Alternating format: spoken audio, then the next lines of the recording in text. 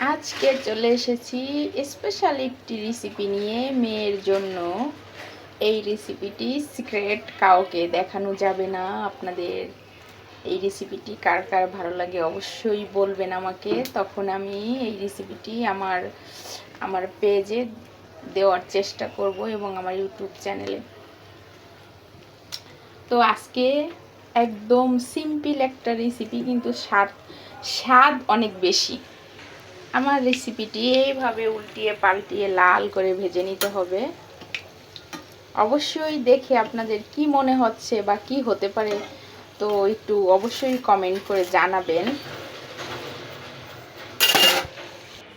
তো এই যে আমার রেসিপিটি রেডি। এখন এই রেসিপিটি কিভাবে খাবো আমরা সেটাও আপনাদের মাঝে শেয়ার করব। এই যে আমার রেসিপিটি আমার মেয়ে মেহেজাবিন আর আহানাফ মিলে কেটে কেটে এখন সবাইকে পরিবেশন করবে। তো মেহেজাবিন আর আহানাফ অনেক খুশি হয়েছে এই রেসিপিটি পেয়ে। এই যে রেসিপিটি কাটা শেষ। তো আসলে আমার মেহেজাবিন আর আহানাফের জন্য এই রেসিপিটি বানিয়েছি। তো আপনাদের দেখে যদি ভালো লাগে অবশ্যই আপনাদের এই রেসিপিটি আপনাদের মাঝে শেয়ার করব,